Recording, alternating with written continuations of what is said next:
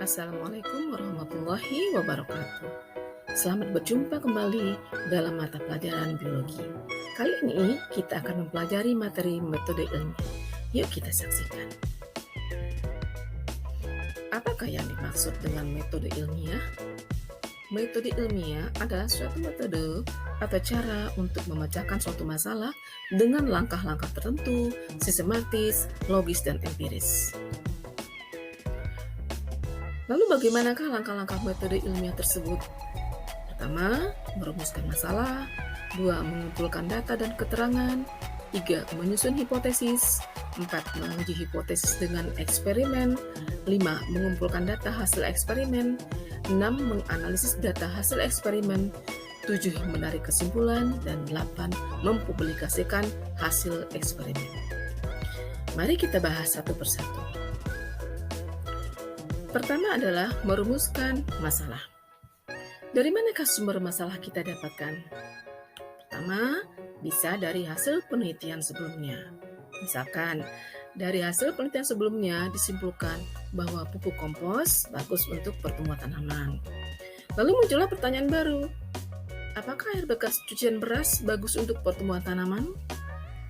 Pertanyaan ini dapat kita jadikan rumusan masalah baru. Yang kedua, bisa dari hasil studi pustaka. Misalkan, dari studi pustaka, kita menemukan bahwa faktor yang mempengaruhi pertumbuhan tanaman itu adalah diantaranya suhu, cahaya, dan lain-lain. Maka akan muncul pertanyaan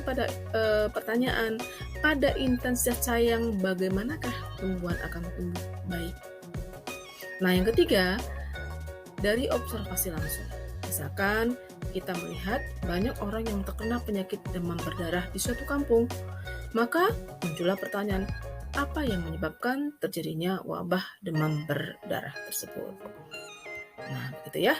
Lalu, tujuan dari merumuskan masalah ini adalah untuk memperjelas batasan yang akan dipecahkan. Nah, biasanya penulisan rumusan masalah adalah menggunakan kata tanya seperti apa, mengapa, dan di mana. Nah, contohnya ini. Kita menemukan banyaknya ikan mati di perairan. Nah, muncul pertanyaan kita, kenapa nih ikan ini mati? Maka kita buatkan rumusan masalah. Apa yang menyebabkan ikan mati? Ya.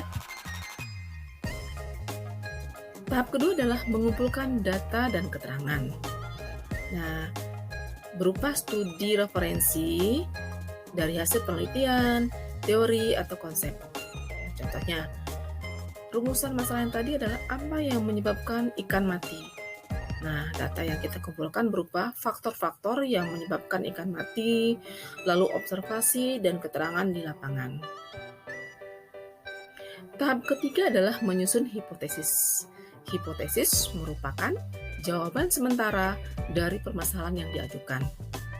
Biasanya diperoleh berdasarkan data selama observasi atau studi pustaka. Nah, contohnya ini. Tadi rumusan masalahnya adalah apa yang menyebabkan ikan mati. Maka hipotesisnya dapat kita bedakan atas dua ya. Ada hipotesis nol dan ada hipotesis alternatif. Nah, hipotesis nol itu untuk rumusan masalah yang tadi adalah tidak terdapat pengaruh limbah deterjen terhadap kematian ikan. Nah, hipotesis alternatifnya adalah terdapat pengaruh deterjen terhadap kematian ikan. Tahap keempat adalah menguji hipotesis dengan eksperimen. Nah, apa yang perlu kita siapkan? Di antaranya, menyiapkan alat dan bahan, langkah kerja dan biaya penelitian. Lalu menentukan kelompok-kelompok penelitian. Nah, kelompok penelitian itu dapat dibedakan atas dua. Pertama namanya kelompok kontrol, itu yang tidak diberikan perlakuan. Lalu kelompok perlakuan, yaitu yang diberi perlakuan tertentu. Nah, untuk kelompok perlakuan ada 3 variabel ya.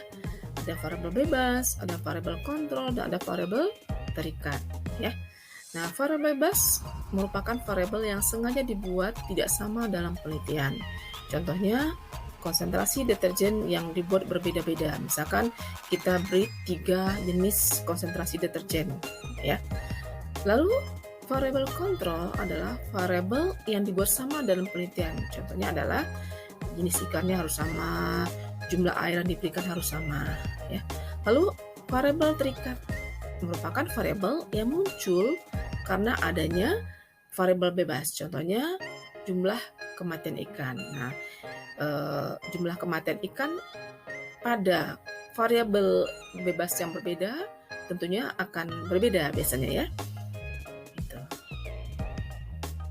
Tahap kelima, mengumpulkan data hasil penelitian. Nah, setelah kita melakukan penelitian, tentunya ada hasilnya. Nah, data itu bisa berupa data kualitatif atau data kuantitatif, ya.